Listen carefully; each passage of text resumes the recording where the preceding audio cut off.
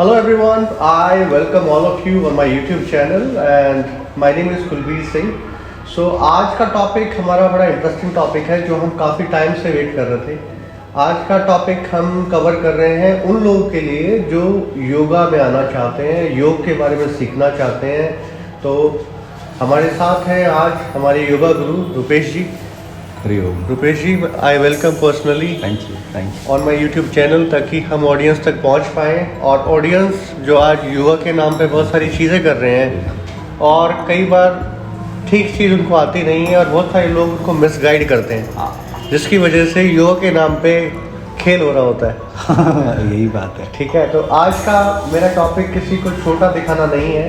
मेरा मकसद ये नहीं है कि आपको योगा नहीं आता तो मैं आपको यहाँ पे इस चैनल पे हाईलाइट कर रहा हूँ। मेरा मकसद बड़ा ही सिंपल है, ताकि हम लोगों तक पहुँच पाए जो लोग योगा के बारे में सीखना चाहते हैं। योग क्या है, कैसे काम करता है, किन किन चीज़ों के बारे में हम योगा क्या है, वो सब चीज़ें कवर करेंगे। तो सबसे पहली चीज़, मेरे कुछ क्वेश्चंस हैं सर आपसे। बिल्कुल। तो मैं आपसे जानना चाहता हूँ सबसे पहले अपनी ऑडियंस से अपने बारे में थोड़ा बताइए ऑडियंस को, ताकि ऑडियंस आपसे कनेक्ट कर पाए। मेरा नाम रुपेश कुमार है और योग की जब हम चर्चा कर रहे हैं तो पहले तो आपको बहुत बहुत धन्यवाद, आपके चैनल को बहुत बहुत धन्यवाद कि हम एक ऐसी अवेयरनेस, योगी जो नए योगी होने वाले हैं। एक तो योगी लॉकडाउन में पैदा हुए। हाँ जी। क्योंकि सोशल मीडिया पे लॉकडाउन में बहुत सारे योगी पैदा हुए। ओके। और अब जो हमारी बात सुन के जिन लोगों के योग को लेके प्रेरणा आएगी, एक सद प्रेरणा आएगी जिसको हम कहेंगे। हाँ जी। उसका बहुत बहुत धन्यवाद आपको, ताकि लोगों को एक नई जानकारी शुद्ध रूप में मिले। क्योंकि योग एक शुद्धता का काम है। हाँ जी, हाँ है जी। ना। तो मेरा नाम रुपेश कुमार है और योग की इस यात्रा में मैं पिछले 20 साल से लगभग योग कर रहा हूँ और करा रहा हूँ। ओके। है ना। और योग में मैंने बहुत सारे सर्टिफिकेट, यहाँ तक कि आपका सर्टिफिकेशन 6 मंथ से मैंने स्टार्ट किया। फिर योगा में मैंने MSc किया, PhD किया, फिजियोथेरेपी किया, BPEd किया और एक मेरा योगा स्कूल भी है जो चल रहा है योगा अलियांस के थ्रू। ओके।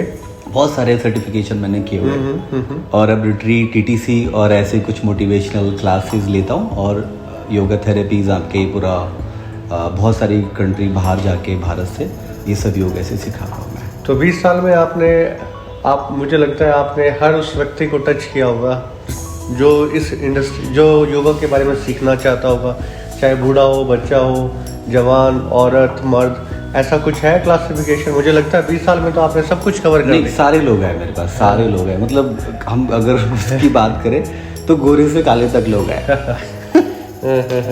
सारे धर्म के लोग हैं। खैर, यहाँ पे हम किसी डिस्क्रिमिनेशन की बात नहीं कर रहे। नहीं, ऐसा कुछ भी नहीं। वो एक लेकिन ठीक है, आपका एक सेइंग है कि हर तरह के व्यक्ति को आप टच करते हैं। जैसा भी आपका स्किन कलर है, आपसे हर लोग जुड़ा हुआ है। बिल्कुल सारे लोग। आपको लगता है कि योगा सिर्फ एक इंडिया से जुड़ा हुआ मैं कहूँ एक आसन है या योग है, या इंडिया से बाहर भी इसका बहुत बड़ा प्रचलन है? या मैं देखता हूँ बहुत सारे गोरे भी इसके बारे में बहुत इंटरेस्टेड होकर ऋषिकेश या बहुत जगह जाते हैं। आप उसके बारे में क्या कहना चाहेंगे? बिल्कुल, देखिए ना, योग का जो उत्पत्ति है, ओरिजिन तो हमारा भारत ही है। अच्छा। जो बुद्ध से पहले का भी टाइम है। कुछ लोग इसको बुद्ध के आसपास का मानते हैं और कुछ योगी, अगर आप स्क्रिप्चर में जाएंगे तो बुद्ध से पहले का भी टाइम है, जिसमें इसके प्रणेता, अगर हम योग की बात करें तो उसमें पतंजलि जी का नाम आता है। महर्षि पतंजली, जिनके नाम से अष्टांग योग आज प्रचलित है। और वो अष्टांग योग नहीं जो आजकल जंपिंग जैक्स करा रहे हैं, हैंड स्टैंड करा रहे हैं, मतलब आपको इधर उधर दौड़ा रहे हैं, वो योग नहीं अष्टांग योग। अष्टांग आपको सिर्फ वो परमात्मा की तरफ ले जाता है, आपको मुक्ति की तरफ ले जाता है। और जिसका पहला सूत्र शुरू होता है अथ योगानुशासनम। अच्छा। मतलब आपके जीवन में डिसिप्लिन स्टार्ट होता है। अगर डिसिप्लिन करो तो योग में आओ, अगर नहीं कर सकते तो आप और कुछ करो। बहुत सारे रास्ते हैं। तो डिसिप्लिन तो बहुत जरूरी है ना। अगर अनुशासन नहीं होगा हमारे जीवन में तो हम कहीं जा ही नहीं पाएंगे। तो पहली चीज वो है। अब योग जो है वो भारत से ही उत्पत्ति हुई इसकी, लेकिन आजकल योग प्रैक्टिकल रूप में हमारे भारत में, पहले लोग जो योगी थे वो प्रैक्टिकल करते थे। आजकल के योगी जो है ना, बहुत सारे वो मोह माया में फंस गए। अच्छा। है ना। तो मोह माया के चक्कर में वो असली को नकली बना दिया, नकली को उन्होंने असली बना दिया। अच्छा। है ना। तो ऐसे करके जो प्रायोगिक रूप था योग का, जो प्रैक्टिकल पार्ट था, वो थोड़ा थोड़ा बाहर जा रहा है। तो बाहर के जो अंग्रेज हैं वो उसको ज़्यादा उस पर प्रैक्टिकल रूप में काम करते हैं, बहुत ज़्यादा नहीं, बट 1% फॉरेनर हैं, ओनली 1%। 1% है जो कि उसके प्रैक्टिकल रूप में काम कर रहे हैं। भारत में तो खैर अब योग को आप देखिए ना, योग आजकल बाजार बन गया है। अच्छा, मतलब मैं उसको कड़वे शब्दों में कह रहा हूँ, किसी को बुरा लगे तो मैं माफ़ी चाह रहा हूँ, लेकिन योग जो है वो बाजार बना हुआ है। अच्छा, है ना, जैसा पैसा दो वैसा योग सिखाऊंगा मैं। मतलब $50 में कुंडलिनी जागरण करा रहे हैं लोग। अच्छा अच्छा, समाधि की बात कर रहे हैं $50 में। हाँ। तो $50 में अगर योग से परमात्मा मिल गया हाँ। तो फिर योग की तो बात ही खत्म हो गई। अच्छा। योग तो फिर इंजेक्शन हो गया, हाँ। ब्रूफेन खा लो दर्द खत्म। अच्छा, तो योग वो नहीं है ना। तो योग तो आपको एक शनय पंथा शनय कंथा शनय पर्वत लंघनम शनय विद्या शनय पंचतानी शनय शनय, वो धीरे धीरे आपके जीन्स पे काम करता है। तो जो कहते हैं ना कि एक म्यूटेशन हो रहा है, वो म्यूटेशन स्टार्ट होता है आपके जीवन में अगर आप उसको डिसिप्लिन के साथ में योग को करते हैं। तो कहते हैं ना कि मेरा बेटा भी मेरे जैसा योग करता है, तो वो जीन्स में आई ना चीज़ वो। अच्छा। और बच्चे तक वो पहुंच गई। तो योग एक तरह का एक संस्कार है जो आप उसको देते हो, है ना। तो योगा को अगर हम कहें मेडिटेशन, ये अलग अलग है, क्या है, ध्यान, क्या क्या बोले इसको? क्योंकि कई बार मैं खुद सोचता हूँ, मैं काफ़ी साल से इस इंडस्ट्री में हूँ, 12-15 साल से, लेकिन मैंने कभी, कोई कहता है योगा तो मेरे दिमाग में आता है आसन, मेरे दिमाग में ये नहीं आता मेडिटेशन। लेकिन आप जैसे लोगों से मिलके लगता है कि मेडिटेशन सेल्फ कॉन्सेंट्रेशन, या अपनी ब्रीदिंग पे कॉन्सेंट्रेट करना, या मैं कहूँ कहीं भी ध्यान लगाने के लिए आप कोने में बैठ गए अकेले में, तो क्या ये सब ये योग के रूप है या क्या बोले? देखिए ना, ये योग के ही रूप हैं। जैसे कि पतंजलि योग सूत्र की हमने बात की, महर्षि पतंजलि की, तो उसमें योग बताया गया है अतरंग साधना है और बहिरंग साधना है। अच्छा, है तो ना, क्या है ना कि बहिरंग साधनाओं में आता है आपका आसन, आपका आता है प्राणायाम, उसमें आता है आपका यम नियम आसन प्राणायाम और प्रत्याहार, धारणा ध्यान समाधि। तो ये अष्टांग योग है, 8 लिम्स ऑफ योगा। इसमें से 5 जो है वो बहिरंग साधना है। प्रत्याहार को आप कह सकते हैं कि एक ब्रिज है। अच्छा, बहिरंग और अंतरंग साधना मतलब इंटरनल एंड एक्सटर्नल। एक्सटर्नल का मतलब जो आपको फिजिकली आपके जो अन्न में और प्राण में शरीर पे काम कर रहा है। इसके साथ साथ मैं देखता हूँ सर, मैंने जिम ट्रेनिंग की है और 1-2 बार कोशिश की है योगा क्लास ज्वाइन करने की, पर मैं कॉन्सेंट्रेट ही नहीं कर पाया। वो कहते हैं आप ध्यान लगाओ। तो हमें समझ में नहीं आ रहा वो कहाँ पे ध्यान लगाने की बात बोलते हैं। या तो हम अपनी लाइफ में इतना खो गए हैं कि जो हमारा मूल लाइफ का मंत्र है उसको ही भूल गए हैं। और मैं घूम फिर के वापस जिम ट्रेनिंग में घुस जाता हूँ, मुझे योगा समझ ही नहीं आया आज तक। तो ऐसे बहुत सारे लोग हैं जो आप भी सुनते होंगे, वो कहते हैं जिम जाना चाहिए, एक्सरसाइज करनी चाहिए। अब एक्सरसाइज की फॉर्म अलग अलग लोगों के लिए अलग अलग है। कोई कहता है मुझे जिम में मजा आता है, कोई कहता है मुझे रनिंग में मजा आता है, कोई कहता है योग में मजा आता है। बिल्कुल। और योग में ना आपकी बॉडी बनती। तो इसका गोल जो हम करते हैं, इसके बेनिफिट क्या क्या है? देखिए, आजकल ये बात आपकी बिल्कुल ठीक है कि हमें समझ में नहीं आता कि हमें करना क्या है। उसके पीछे अगर आप थोड़ा सा जाएंगे ना, उसके पीछे एक कॉज है जो आयुर्वेद के अकॉर्डिंग है, जिसमें वात पित्त कफ, सतोगुण रजोगुण और तमोगुण, ये 3 गुण होते हैं ना। सृष्टि में 3 गुण काम करते हैं, उसी के अकॉर्डिंग हमारा माइंड बॉडी स्पिरिट काम करती है। ठीक है ना। तो जैसा गुण जिसमें प्रभावशाली होगा, जिसमें जो डोमिनेंट होगा, जिससे सतोगुण अगर किसी में हो गया तो वो योग की तरफ जाएगा और वो थोड़ा बैलेंस हो जाएगा वो। अच्छा। रजोगुण होगा वो थोड़ा सा, उसकी अगर जिम की बात करें वो जिम में जाएगा, एक्स्ट्रा सप्लीमेंट लेने की बात करें, अननेचुरल चीज़ों की तरफ आ जाएगा रजोगुण वाला। अच्छा। तमोगुण वाला जो है ना वो थोड़ा लेजी हो जाएगा, वो कहेगा ना तो मुझे जिम करना है, ना मुझे योगा करना है, ना मुझे रनिंग करना है, जब मेरा मन करेगा तब मैं कर लूँगा। अच्छा। क्योंकि वो डार्कनेस में पहुँच जाता है। ठीक है ना। तो ऐसे में क्या है कि योग जो है वो आपके तीनों को बैलेंस करता है। जैसे गीता में कहा गया है समत्तम योग उच्चते। अच्छा। तो हर चीज़ में आप बैलेंस हो जाते हो। और समय की नीड भी यही है कि आप सिर्फ योगा कर रहे हो, या तो आप हिमालय में रहो तो आप योग कर रहे हैं, तब तो वो योग का 101% आपको फायदा मिलेगा। और हम कॉर्पोरेट सिटी में रह रहे हैं या इतना पोल्यूशन में रह रहे हैं, तब हमें योग ही काम नहीं आएगा। तो आपको अच्छा। थोड़ा मसल ट्रेनिंग भी करनी चाहिए। मैं थोड़ा योगा के अगेंस्ट बोल रहा हूँ, तो थोड़ा सा आपको मसल ट्रेनिंग भी बहुत जरूरी है। ठीक है। योगा का वो लेवल नहीं है ना, वो लेवल तो आपको शुद्ध जगह पे मिलेगा, हिमालय में मिलेगा, या कहीं ऐसा चारों तरफ आप प्रकृति के बीच में हो, शुद्ध ऑर्गेनिक खाना खा रहे हो, अच्छा है ना। तो आजकल की बीमारियां भी वैसी आ रही हैं जो कि प्रोटीन वीक हुई बॉडी में, और वो बैक्टीरिया वायरस आप पे एकदम से काम करेंगे, बंदों की डेथ हो जाएगी। अच्छा। कोविड के टाइम अगर आप देखेंगे ना, तो डेथ रेशियो जो रहा लोगों का, जो लोग ज्यादा प्रोटीन लेते थे, हाई प्रोटीन, जो ज्यादा नॉनवेज खाते थे, उन लोगों की डेथ कम हुई, क्योंकि बॉडी में प्रोटीन था। हाँ प्रोटीन था ना। प्रोटीन आपकी तो वो तो मसल बिल्डिंग आपकी सारी ब्रिक है ना, सेल है ना प्रोटीन, तो बिल्कुल। वो पावर है आपकी। नहीं खाएंगे तो लोग बीमार पड़ेंगे। और जो लोग वीगन थे, वेजिटेरियन थे, यहाँ तक कि वो लहसुन प्याज भी नहीं खाते थे, वो ज्यादा लोग मरे। अच्छा, तो ये कॉज है कि उन्होंने चीजों का बैलेंस नहीं किया। तो इस वजह से आप ये कहेंगे प्रोटीन खाना चाहिए। प्रोटीन खाओ आप थोड़ा सा, बट नेचुरल प्रोटीन खाओ, अच्छा, जो आपको लगे कि थोड़ा शुद्ध है। मांस हत्या ना करें। नहीं, मांस हत्या नहीं करो। शुद्ध मतलब कि अब देखिए ना, हत्या से भी मेरा कोई ऐसा ये नहीं है कि मैं कहूँ कि ये हत्या मत करो।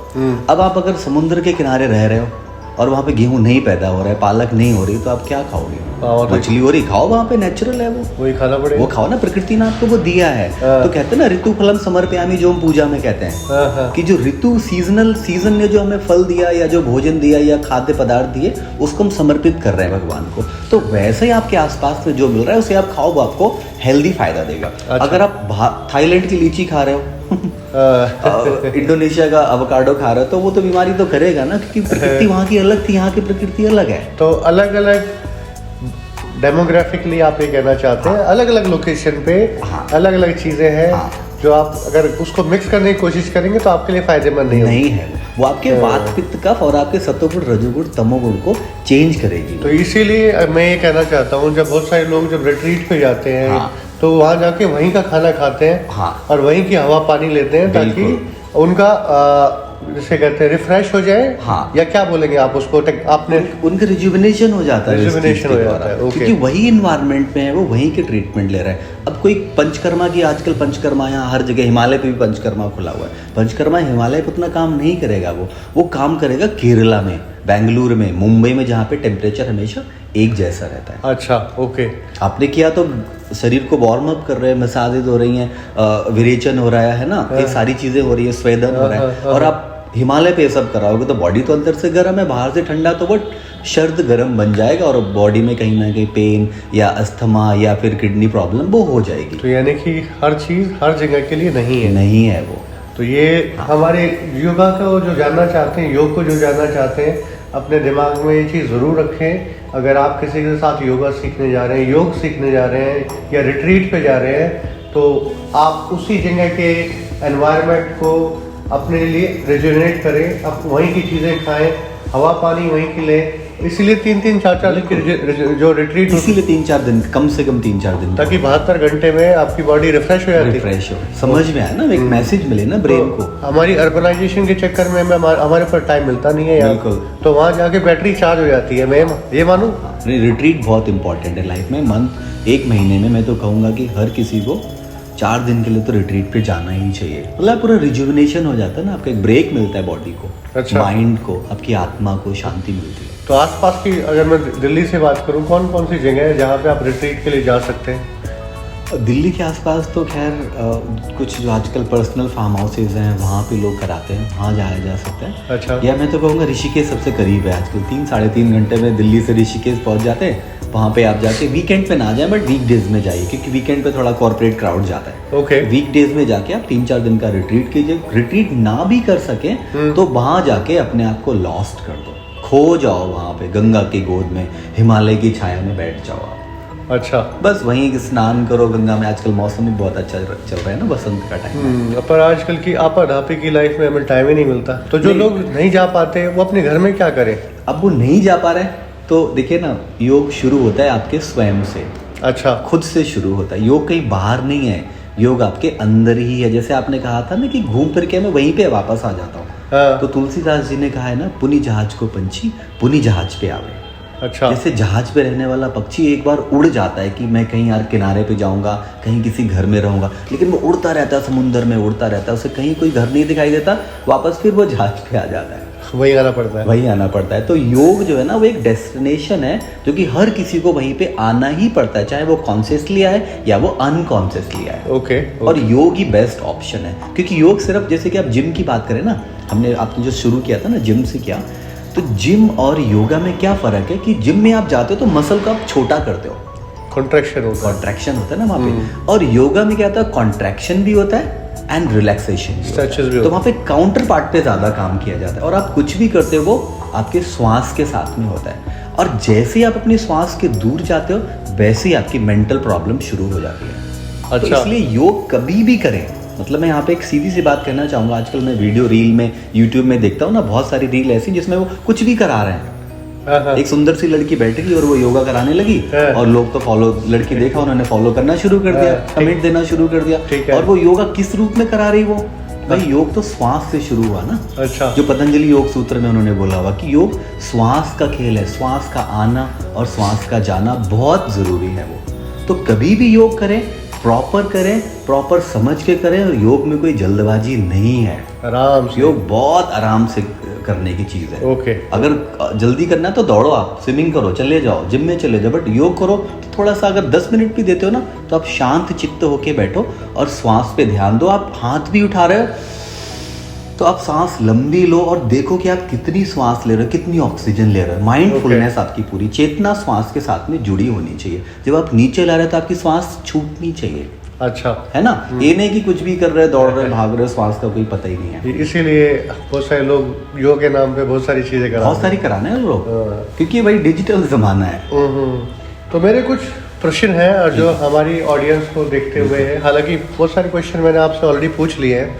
अगर मैं आपसे कहूँ योगा के टाइप कौन कौन से हैं, तो इसको मैं एक जनरल आदमी के लिए कैसे एक्सप्लेन करूँ सर? देखिए, योग जो है ना, अगर हम शरीर की बात करें तो हठ योग मेन है। हठ योग, हठ योग जो कि शिव और शक्ति से आया हुआ है, परंपरा के थ्रू आया। नाथ योगी जो है ना, मत्स्येंद्र नाथ योग नाथ परंपरा से आया हुआ है, जो आपका हठ योग, जो कि शिव भगवान ने पार्वती जी को उसका ज्ञान दिया था। तो वो शरीर की बात करता है, जिसमें सप्तांग योग कहा गया, शोधनम दृढ़ता स्थैर्यम धैर्यम निर्लिप्तम चा घटस्थ योग सप्त साधनम। तो उसमें शरीर को एक घड़ा बताया गया। अच्छा। और घड़ा को योग की अग्नि में उसको पकाया जाता है। और शरीर शुद्धि है उसमें, बहुत ज़्यादा उसमें शरीर शुद्धि है, इसलिए उसमें शुद्धि भी है शरीर की। जो 66 कर्म है हमारे, अच्छा, है ना। तो ये हठ योग लगभग पूरी तरह से शरीर पे काम करता है। उसके बाद आता है आपका बहुत सारे योग के रास्ते, जैसे अष्टांग योग, पतंजलि योग सूत्र जो है ना, वो आपका शरीर पे भी काम करता है थोड़ा सा, लेकिन वो 99 आपके आत्मा पे, आपके मन पे, आपके साइकी पे काम करता है। अच्छा। चेतना पे काम करता है ना। अब फिर योग की बहुत सारे परंपराएं हैं, ज्ञान योग, राजयोग, भक्ति योग, हठ योग, लय योग, स्वर योग, तंत्र योग, बहुत सारे योग हैं ये। अच्छा, है ना, कस्टमाइज है ये। अच्छा। जैसा जिसका जो गुरु हुआ या जो ज्ञान ज्यादा प्रचलित हुआ, उस रूप में वो आगे आ गया। अच्छा, ठीक है। हाँ, अगर कोई शुरू करना चाहे तो कहाँ से शुरू करे गुरुजी? आपका मतलब एज से लेके या एज भी कह सकते हो क्या इसकी? या मैं कहूँ आज मैं 40 साल का हूँ, मेरा आज मन हुआ कि मैं योगा के बारे में सीखूं। हाँ, लेकिन पहले मेरा कभी इंटरेस्ट ही नहीं था। हाँ। या एक मेरे घर में जैसे मेरा बेटा है, हाँ, 15 साल का, हाँ, मैं चाहता हूँ उसको योगा, अगर मेंटली स्ट्रांग है तो आप सब कुछ कर पाओगे, राइट? बिल्कुल बिल्कुल बिल्कुल। तो इसीलिए अलग अलग लोगों के लिए अलग अलग है। हाँ। तो इसके बारे में आप क्या कहना चाहेंगे, कैसे कराएं किसी को योगा? देखिए, अगर योग किसी बच्चे को शुरू करना है तो 5-6 साल से वो योग शुरू कर सकता है, मतलब उसका प्रैक्टिकल रूप।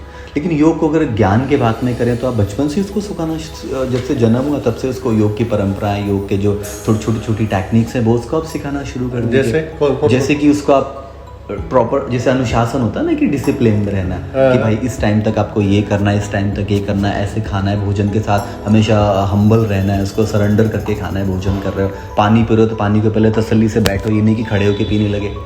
अच्छा, बैठ के पानी पीना सिखाओ उसको, धीरे धीरे पानी पीना सिखाओ उसको, है ना। तो अब थोड़ा सा चीज़ों को लेके धन्यवाद करो, फॉरगिवनेस करो। तो ये बचपन से ही बच्चों को सिखा सकते हैं। अब इसकी शुरू करने की कोई एज नहीं है।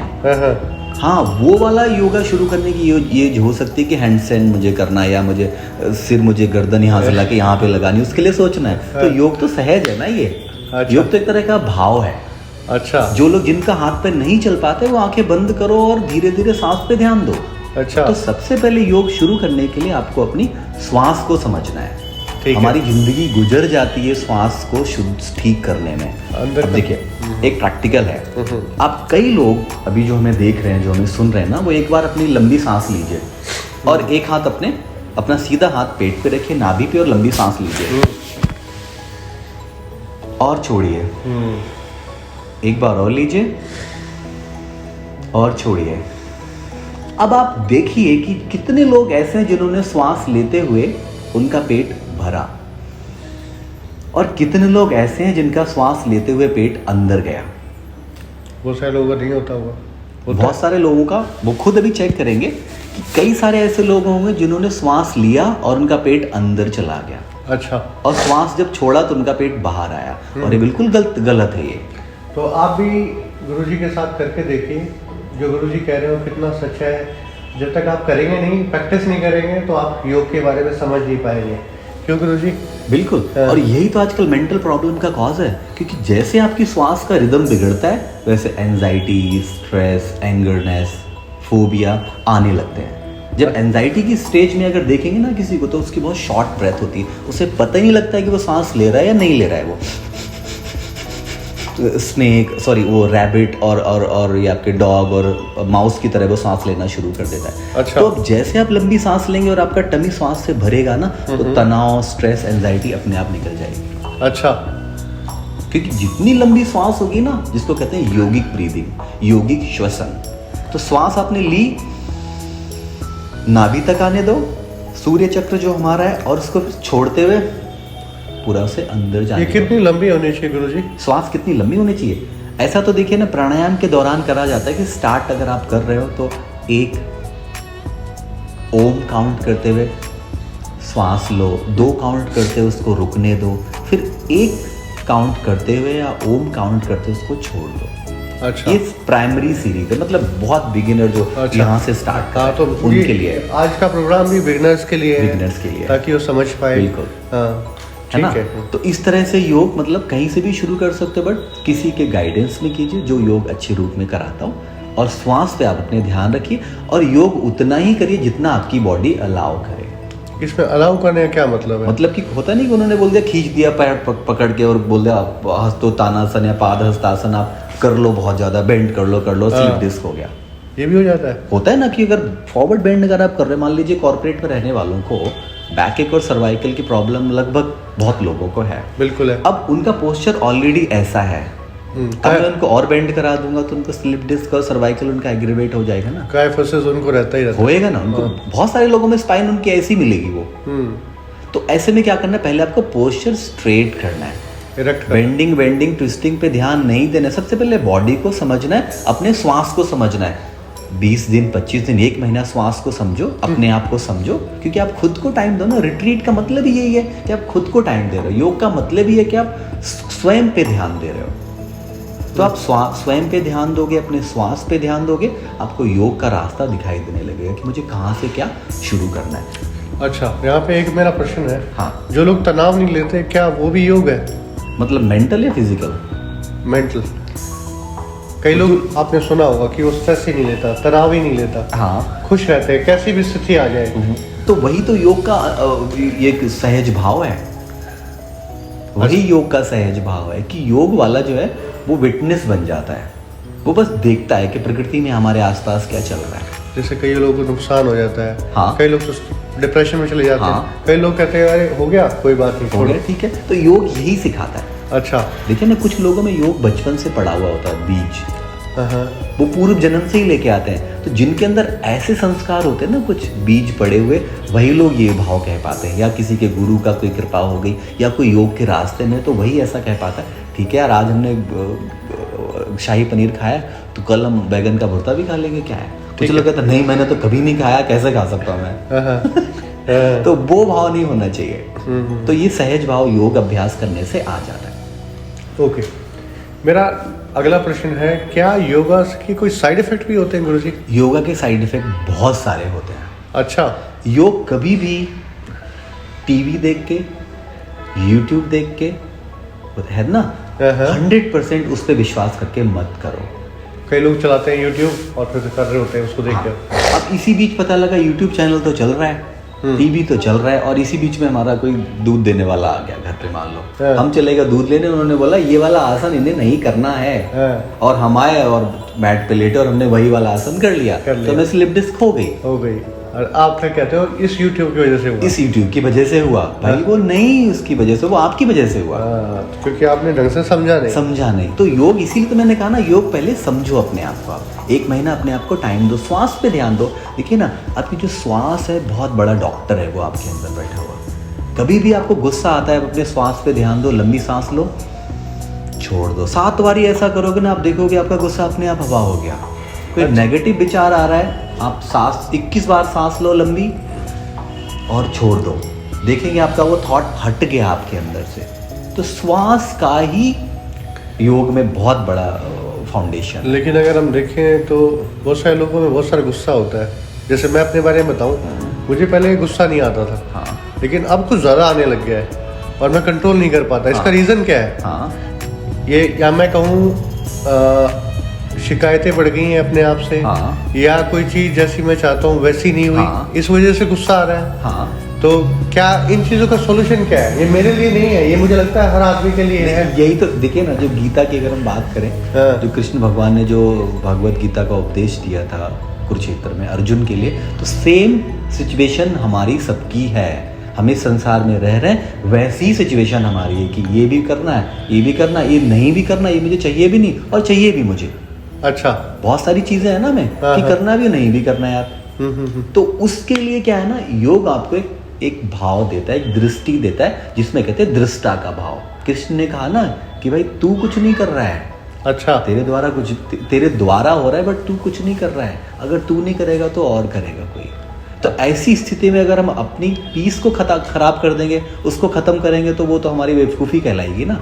तो आप चीज़ों को देखना शुरू करो, बस सामने क्या है उसको देखो, इधर उधर मत देखो संसार को, क्योंकि जैसे आप इधर उधर देखोगे वहीं से प्रॉब्लम शुरू होती है। आप अपना देखो, आपका जो डिसिप्लिन लाइफ का है उसको देखो, आप जो आपका एक होता नहीं कि मेरा ये जिम्मेवारी है, रिस्पॉन्सिबिलिटी, उसका आप ध्यान रखो और आप काम करते रहो। उसको लेके ज़्यादा परेशान मत हो, क्योंकि सिचुएशन को आप बदल सकते हो और जो होने वाला उसको नहीं बदल सकते, जो डेस्टिनी में उसको नहीं बदल सकते हो। ठीक है, हाँ, सिचुएशन को आप थोड़ा चेंज कर सकते हो अगर आप में वो कॉन्शियस है तो, है ना, अगर आप योग के रास्ते पे हो तो जब गुस्सा आए तो क्या करना चाहिए? गुस्सा आए तो कुछ भी नहीं करो, लंबी सांस लो, क्योंकि सांस आपके साथ में है। अच्छा। सांस लो और मुंह से छोड़ दो। सामने वाले को बुरा जरूर लगेगा ये, लेकिन ये योग जो है किसी के सामने करने वाला नहीं है। योग तो आपकी अपनी चीज़ है। जहाँ पे भी आप बैठे हो इसका अभ्यास करो, आपको गुस्सा आएगा ही नहीं। अच्छा। आप 21 दिन ऐसा कीजिए, आपका गुस्सा 60% ना कम हो जाए, आप तब कहिएगा, मतलब कोई भी हो जाए वो हमारा। अच्छा, मैंने सर इस बारे में बताइए, बहुत सारी ऑडियंस है जो बहुत सारे कोर्सेज की इंक्वायरी करते हैं। हालांकि हमारा इंस्टीट्यूट है और हम भी पर्सनल ट्रेनिंग कोर्सेज और स्पोर्ट्स न्यूट्रिशन कोर्सेज करा रहे हैं, लेकिन हमारे पास योगा की बहुत इंक्वायरी आती है। हाँ। और मेरा प्लान है, मैं इन कोर्सेज को अपने इंस्टीट्यूट में रन करना चाहता हूँ। बिल्कुल। तो ऐसे कौन कौन से कोर्सेज हैं जो आपको लगता है जनरल पॉपुलेशन के लिए ज़रूरी हैं? उनको मैं कैसे कराऊं अपने पास, कुछ बता पाएंगे? आजकल क्योंकि आजकल बहुत ज़्यादा हमारे पास टाइम भी नहीं है ना कि किसी को हम कहें कि डिग्री करो, डिप्लोमा करो, 1 ईयर कोर्स करो, 2 ईयर करो, डिग्री करो, या कोई और मास्टर करो है ना, तो उसके लिए थोड़ा टाइम ज़्यादा लगेगा। आजकल शॉर्ट टर्म कोर्सेज बहुत सारे हैं, 50 आवर का, 100 आवर का, 200 आवर का कोर्स चलते हैं। तो हमारी इंडियन गवर्नमेंट ने भी के द्वारा भी होते हैं, बाहर की कुछ ऑर्गेनाइजेशन है उनके थ्रू भी होते हैं वो। अच्छा। तो उसमें 50 घंटे में, 100 घंटे में, 200 घंटे में आपको योगा का एक बेसिक नॉलेज दे दिया जाता है। ठीक है ना, जो कि आपके थोड़े से कुछ डाउट क्लियर हो जाते हैं, जिसमें योगा आसन, फिलॉसफी, अनाटमी, है ना, थोड़ा आयुर्वेदा का नॉलेज, थोड़ा साइंस ऑफ मूवमेंट जो हम किन्सोलॉजी जिसको कहते हैं वो, थोड़ा डाइट का नॉलेज, थोड़ा और योगा के अप्लाइड थेरेपीज जो भी है ना उनका हमें नॉलेज दे दिया जाता है। 20-25 दिन का वो कोर्स होता है, रेजिडेंशियल कोर्स होता है, वो भी मैं भी कराता हूँ वो। तो उसके द्वारा भी लोगों को एक फ्यूचर में अगर कुछ जॉब करना चाहते हैं, एज ए योगा को प्रोफेशन बनाना चाहते हैं, तो वो भी बना सकते हैं, और योग खुद के लिए भी उन्हें अगर करना है तो वो भी कर सकते हैं। तो ये शॉर्ट टर्म कोर्सेज हैं। अच्छा, है ना? तो ये ऑडियंस के लिए काफ़ी रहेंगे। ये मतलब बिगिनर्स के लिए बहुत अच्छा है। अगर उनके पास कम समय हो तो बेस्ट है ये। अगर किसी के पास समय है तो फिर तो वो आप अपना फिर अच्छा कीजिए ना, उसमें फिर MA करो, आप MSc करो, आपने PhD करो। ये इंस्टीट्यूट्स के बारे में सुना होगा, मोरारजी देसाई है और या विवेकानंद इंस्टीट्यूट है, ऐसे कुछ इंस्टीट्यूट्स हैं जो मैं सुनता रहता हूँ। नहीं, ये बहुत अच्छा काम कर रहे हैं। तो और जैसे कि ये किन लोगों के लिए? नहीं, ये जो लॉन्ग टर्म कोर्स करना चाहते हैं। अच्छा, डेडिकेटेडली वो उन्हीं के लिए उन्हीं के लिए करना चाहते हैं। जैसे मैंने जहाँ से किया, शांति कुंज देव संस्कृति विश्वविद्यालय, वहाँ से मैंने योग में अपना MSc किया, उससे पहले सर्टिफिकेट किया। वहाँ पे हमें जो ज्ञान मिला वो अथाह मिला। अच्छा, मतलब बहुत ही सुंदर यूनिवर्सिटी है वो। अच्छा, है ना? मैं वो नहीं उसके पक्षपात में बात नहीं कर रहा हूँ, बट ज्ञान की बात करें, वहाँ पे आपको पूरा एक सुबह से शाम तक का जो आपका रूटीन होना चाहिए वो आपको मिलता है। मतलब जैसा मैंने किया मैं वैसा बता रहा हूँ। ऐसे एस व्यासा भी बहुत अच्छा है, आपका मोरारजी देसाई जो है दिल्ली में, ये भी बहुत अच्छा है। तो आजकल और भी कई सारे यूनिवर्सिटीज़ हैं जो करा रहे हैं। सागर में है कोई, और एक चित्रकूट में है, MP में बहुत सारे हैं। बट हाँ, बट आप वो कीजिए जो आपके पास समय के अकॉर्डिंग आपको जो रिजल्ट दे सके या आपको जो रास्ता दे सके। हम मतलब उन लोगों को कहना चाहेंगे जो योग करना चाहते हैं। बिल्कुल बिल्कुल। इसके साथ साथ मैं कुछ और पूछना चाहता हूँ। जो क्वेश्चंस हैं हमारे,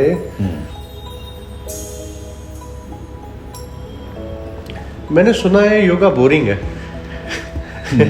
देखिए ना, योग बोरिंग तब होता है ना, जैसे आपने पूछा ना कि योग के कितने पार्ट हैं, और फिर मैंने उससे पहले बताया कि सत्वगुण, रजोगुण और तमोगुण। तो जो तमोगुण वाले हैं या जो रजोगुण वाले हैं, उनके लिए योगा बोरिंग हो सकता है। तो क्या जो ये लोग जो गुण बता रहे हो, ये तो जब बर्थ लेके आता है तो वो उसके अंदर गुण होते हैं, उसके अंदर गुण आते हैं, वो आते हैं। बट गुणों को थोड़ा ऊपर नीचे भी किया जा सकता है, मॉडिफाई किया जा सकता है ना। हर चीज का मॉडिफिकेशन संसार में आके हो जाता है। ठीक है ना? तो उसको थोड़ा सा काम करना है, उसके सत्वगुण, रजोगुण, तमोगुण पे, उसी के अकॉर्डिंग उसको वो वाला योग का रास्ता दिखाना है। होता ना, किसी को लॉजिकल चीजें ज्यादा पसंद होती हैं तो उनको ज्ञान योग की तरफ ले जाते हैं। अच्छा, है ना? ठीक है। किसी को भक्ति, जो थोड़े इमोशनल ज्यादा होते हैं, डिवोशनल ज्यादा होते हैं, उनको भक्ति योग की तरफ, भक्ति मार्ग की तरफ ले जाते हैं। है ना? उनको सत्संग कराते हैं, कीर्तन कराते हैं, भगवान की पूजा करो, भगवान को भोग लगाओ, ये सब करो। है ना? जो शरीर की बात करते हैं उनको हम हठ योग की तरफ ले जाते हैं कि भाई शरीर शुद्ध करना है, ठीक है, आप हठ योग पे आओ। अच्छा, है ना? आसन, उसमें 84 लाख आसन, उसमें प्राणायाम है, उसमें मुद्रा, वंदना, अनुसंधान, बहुत कुछ है उसमें। अच्छा, है ना? ठीक। तो हठ योग में आओ। अब कोई किसी को ऐसे बहुत सारे योग है ना, जो कि आप कहो कि तंत्र योग है, कोई हायर लेवल की बात करना चाहते हैं तो उसको तंत्र योग की तरफ लेके आते हैं। ठीक है। तो ऐसे योग के बहुत सारे रास्ते, और ऐसे योग को लोग चुनते हैं। तो जो आपने बताया, जब आप किसी को, आपको क्लास मिलती है, किसी को कराने जाते हो, तो आप भी उनसे मिलके पहचान पाते होंगे कि ये किस तरह का वर्कआउट मुझे, या किस तरह का इनको योगा कराना है। बिल्कुल। तो अब क्योंकि यहाँ पे मैं ये कहना चाहता हूँ, क्योंकि जैसा आपने भी कहा, एक ऑडियंस मिली, एक क्लाइंट मिला, उसको भी वही कराया, दूसरा मिला, उसको भी वही कराया, तीसरा मिला, उसको भी वही कराया। तो ये जो गुण है जो आपने जिससे आइडेंटिफाई किया है, ये तो उसने स्क्रीनिंग की नहीं। तो आप इनकी सबकी स्क्रीनिंग करके डिसाइड करते हैं कि मुझे इसको इस तरह की करानी है, इसको इस तरह की करानी है, ताकि वो ज़्यादा लंबे टाइम तक आपके साथ वर्कआउट कर पाए। बिल्कुल। तभी आपका, मुझे लगता है, जाने का फायदा है, उसका भी फायदा है कि वो आपके साथ सीख पाए। बिल्कुल। तो देखिए ना, यहीं पे बात आती है कि योग हमने क्यों चुना। तो कुछ लोगों की आत्मा से योग की आवाज आती है कि यार हम योग को मन से ग्रहण करेंगे, सरेंडर करेंगे भगवान को या अपने गुरु को या उस गुरु परंपरा को, तब योग को, उस ज्ञान को हम आत्मसात करेंगे। तो योग में जो लोग इस रूप में आते हैं कि मुझे योग की हर सेल को ऑब्जर्व करना है अपने अंदर, उन लोगों के अंदर एक गुण आता है। और योगा टीचर बनने के लिए आपको हमेशा अपने आप को एक तो ईगो से दूर रखना है, और अपने आप को हमेशा ओपन रखना है नई चीज़ों को सीखने के लिए।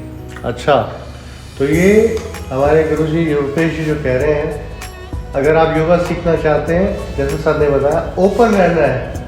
बिल्कुल। और जब तक ओपन, ये भी मुझे कहने में आसान लगता है लेकिन करने में बहुत मुश्किल लगता है नहीं, ये अभ्यास है, हो जाता है, अभ्यास है। हाँ, ये अभ्यास का ही तो नाम है ये। ठीक है ना? ठीक है। तो इस तरह से आप जब योग को सीखते हो तब आपको क्या है ना, आपको योग का पूरा डायमेंशनल आपको एक ज्ञान होना चाहिए। आपको आयुर्वेद भी पता होना चाहिए, आपको एनाटॉमी भी पता होनी चाहिए, आपको थोड़ी साइकोलॉजी भी पता होनी चाहिए, है ना। आपको बॉडी का भी टाइप पता होना चाहिए कि बंदा किस तरह से बात कर रहा है। इवन जो ब्लिंकिंग भी कर रहा है ना, उससे आपको आइडिया लग जाएगा इसमें वात है, पित्त है, कफ है, क्या है। अच्छा। हाँ, अब बोलने का भी तरीका अगर किसी का होगा ना तो आप उससे समझ जाओगे इसमें उसके वात में कौन सी प्रॉब्लम है, वात इसका कहाँ पे बैठा हुआ है। अच्छा। दिमाग में बैठा हुआ है। किसी को एस्ट्रोलॉजी आती है तो एस्ट्रोलॉजी के अकॉर्डिंग भी आप बॉडी को समझ सकते हो कि इसका ये वाला ग्रह खराब है, इसका शनि खराब है, इसका मतलब थोड़ा वात इसकी गड़बड़ होगी। अच्छा। राहु है तो इसमें बात में कुछ कुपित होगा ये। तो ऐसी बहुत सारी चीज़ें जो आपको ज्ञान के थ्रू आती हैं, जिसमें आप हमेशा सीखने के लिए तैयार रहते हो। ठीक ठीक है ना। तो अच्छे इंस्टीट्यूट से करो जहाँ पे आपको ये सारी चीज़ें बताई जाए, तब आपको योग का ज्ञान पूरे रूप में मिल सकता है और आप तभी चीज़ों को कस्टमाइज कर सकते हो और अपने स्टूडेंट को, अपने क्लाइंट्स को सही ज्ञान दे सकते हो और वो आपसे फिर लंबे समय 20, 30, 50 साल तक आपके साथ जुड़े रहेंगे वो लोग। यही तो यहाँ पे मैं जो सर ने बताया, आपका क्लाइंट आपके साथ लंबे टाइम तक जब जुड़ेगा जब आप उनको वो चीज़ कराएंगे जो उनको चाहिए, ना कि वो चीज़ जो आपको आती है। नहीं गुरुजी? बिल्कुल। तो अगर आप किसी को गलत चीज़ें कराएंगे, इसी तरह से वेट ट्रेनिंग में लगा लीजिए, स्ट्रेंथ ट्रेनिंग, पावर लिफ्टिंग और इसी तरह से योग है। आपको हर क्लाइंट को, हर उस व्यक्ति को आइडेंटिफाई करना पड़ेगा, उसके इंटरेस्ट, टेस्ट और जैसा गुरुजी के पास अथाह नॉलेज है जिससे वो आइडेंटिफाई कर पाते हैं कि किस व्यक्ति को क्या व्यायाम कराना है, क्या योग कराना है, ताकि आप भी उसी तरह से सीख पाए। हम बड़ी जल्दी बहुत सारे कोर्सेज लेके आ रहे हैं जिसमें हमारी रिट्रीट भी होगा और बहुत सारे डेस्टिनेशन हैं जहाँ पे हम ये कोर्सेज कराएंगे और हमारा मकसद बड़ा सिंपल है, ज़्यादा से ज़्यादा लोगों तक स्प्रेड करना और ज़्यादा से ज़्यादा लोगों की हेल्थ अच्छी कर पाए, क्योंकि हमारा मकसद है फिटनेस इंडस्ट्री को बढ़ाना। तो फिटनेस इंडस्ट्री में एजुकेशन की ओर है, तो हमारे कोर्सेज रिट्रीट से रिलेटेड भी होंगे और योगा से रिलेटेड भी होंगे। गुरुजी एक क्वेश्चन और है मेरा, जब हम रिट्रीट के लिए जाते हैं थोड़ा उसका रूटीन बताएं कि सुबह से शाम तक क्या कराते हैं? देखिए, डिपेंड करता है कि रिट्रीट हम किन लोगों के लिए करा रहे हैं, है ना। मानिए 50 साल के हैं, 50 साल के लोग हैं या किस ग्रुप के हैं वो लोग, कॉर्पोरेट ग्रुप के हैं या कॉर्पोरेट वाले। देखिए, कॉर्पोरेट वाले जो हैं उनकी अपनी प्रॉब्लम होती है, उनमें स्ट्रेस बहुत ज़्यादा होता है। ठीक है। वो सारा काम दिमाग से ही करते हैं, तो उनका दिमाग इतना थका हुआ होता है कि उनको वो ब्रेक दिया जाता है। और दिमाग किन चीज़ों से थकता है? कंप्यूटर से। अच्छा। तो हमें पहली चीज़ तो उस कंप्यूटर को मैं ख़त्म तो नहीं कर सकता हूँ कि बोलूँ कि बिल्कुल नहीं छूना है आपको। हो सकता है कि कुछ उनका इंपॉर्टेंट चल रहा हो, तो मैं कोशिश करूँगा कि उनको 5-10 मिनट के लिए दिन में फ़ोन दूँ, कंप्यूटर दूँ। बाकी का उनका सुबह से पूरा उठाने से लेके डिटॉक्स वाटर से लेके और शाम को संध्या वंदन तक कराने तक की जो प्रक्रिया होती है वो योग रिट्रीट में हम कराते हैं। कैसे करते हैं? जैसे सुबह उठा के उनको योग आसन प्राणायाम करा दिया। कितने बजे? लगभग सुबह 6 बजे, 6 सवा 6 बजे। फिर उसके बाद उनका फिर ब्रेकफास्ट करा दिया हमने, जो भी सात्विक समसामयिक जो भी भोजन वहाँ पे मिल रहा है वो हमने उनको करा दिया। तो सात्विक खाना में क्या देते हैं? जैसे फलाहार हम ज़्यादा कराते हैं। फलाहार ज़्यादा कराते हैं क्योंकि सुबह में आपको फल ही ज़्यादा खाने चाहिए। लेकिन अगर आपको भूख है अन्न खाने की तो फिर कैसे करो? नहीं, अन्न खाने के तो हम उसमें अन्न के और सारे जैसे मोटे अनाज है ना, वो हम उनको देते हैं। तो जैसा आप बता रहे थे रिट्रीट पे, हाँ, वैसे ही आप उनका भोजन कराते हैं, सात्विक खाना, बिल्कुल। अनाज कम से कम देते हैं। अनाज कम से कम देते हैं क्योंकि फलों पे जोर रहता है। मेन चीज़ क्या है ना कि बहुत सारी प्रॉब्लम हमारे दिमाग से और पेट से स्टार्ट होती है। सबसे पहले स्टार्ट पेट से होती है। तो जितना अनाज डालेंगे यहाँ पे, जितना हैवी चीज़ें डालेंगी, उतना ही बॉडी को काम करना पड़ेगा, उतनी ज़्यादा हमारी एनर्जी वेस्टेज होगी। अच्छा, है ना। तो हम टमी को टाइम देते हैं और यही हमारा सबसे बड़ा हॉस्पिटल है। ये ठीक तो सब ठीक। पेट अगर ठीक है तो सारी चीज़ें अपने आप ठीक हो जाएंगी। अच्छा, है ना। तो जितना हल्का खाना जाएगा पेट में, उतनी बॉडी और चीज़ों को पचाने में टाइम लगाएगी। अच्छा। कोई टॉक्सिसिटी हो रही है, कहीं पे कोई अलग तरह की प्रॉब्लम क्रिएट हो रही है स्किन में या ऑर्गन में, तो उसको वो हील करने पे लगाएगी। अच्छा। तो इसलिए वहाँ पे अनाज कम देते हैं और सूप, है ना, फ्रूट, स्मूदीज, ऐसे सारी चीज़ें देते हैं। अच्छा। और कम से कम खाना खिलाते हैं। और सोने वोने का क्या रूटीन? सोने का टाइम हम कोशिश करते हैं कि शाम को 8 बजे के बाद सो जाए। सो जाओ आप, आपके रूम। लेकिन अगर नहीं सो पाते तो? नहीं सो पा रहे तो उनके लिए हम, देखिए, रिट्रीट अगर शुरू कर रहे हैं ना आप, तो 1-2 दिन तो थोड़ा स्ट्रगल करना पड़ता है। 1-2 दिन के बाद वो चीज़ें बन जाती है, लेकिन हमारी कोशिश यही होती है कि हम और चीज़ों को अप्लाइड थेरेपी को यूज़ करें कि उनको हमने नस्य करा दिया, उनको और तरह का हमने मेडिटेशन करा दिया, शवासन करा दिया, तो बॉडी एक रिलैक्सिंग मोड में चली जाती है। तो जैसे आप रिलैक्सिंग मोड में जाते हो तो आपकी बॉडी को थोड़ा सा वो आदत बनने लगती है, क्योंकि माइंड की ट्रेनिंग बहुत ज़रूरी है। तो रिट्रीट जो है ना वो आपके शरीर और आपके मन पे काम ज़्यादा किया जाता है उसमें। अच्छा, ठीक है। जैसे माइंड ट्रेन होता है वैसे आपको शवासन कराया और आप खर्राटे मारने शुरू कर देते हो। अच्छा, तो हम ऐसा कराते हैं, एक साथ उनको लिटाया और हमने सुला दिया वहीं पे। अच्छा, 1-2 घंटे तक वो सोते तो रहे। रिट्रीट में यानी कि फिर 3-4 डेली का क्या मज़ेदार चीज़ है रिट्रीट। जिसने ना की हो कभी वो एक बार रिट्रीट जरूर कीजिएगा जीवन में। जरूर रुपेश जी, ये हम जल्दी ही प्लान करेंगे मज़ा आएगा और आपके साथ ही करेंगे। बिल्कुल। और मैं अपनी ऑडियंस से रिक्वेस्ट करूंगा हमारे चैनल पे जाएं, इस वीडियो को ज़्यादा से ज़्यादा लोगों तक पहुंचाएं ताकि वो योग के बारे में सीख पाएं कि योग है क्या और कैसे आप हमसे जुड़ सकते हैं। हमारे कस्टमर केयर नंबर, हमारी वेबसाइट सब अवेलेबल है आपके पास। आप हमसे पिंग कीजिए, हमारा मैसेज डालिए, हमारी टीम अवेलेबल है आपकी हेल्प करने के लिए ताकि हम ज़्यादा से ज़्यादा लोगों को योगा कोर्सेज रिट्रीट से जोड़ पाए। और मैं तहे दिल से आपका धन्यवाद करना चाहता हूँ कि गुरुजी आप आए और आपने अपना समय निकाला। तो यहीं पे आज ये प्रोग्राम हम ख़त्म करते हैं, तो हम जल्दी ही दोबारा से कुछ इसकी कंटिन्यूशन सीरीज लेके आएंगे। हाँ, ऐसा कुछ करेंगे ताकि आप जुड़ पाए। आज के लिए इतना ही, तब तक के लिए धन्यवाद। हरि ओम।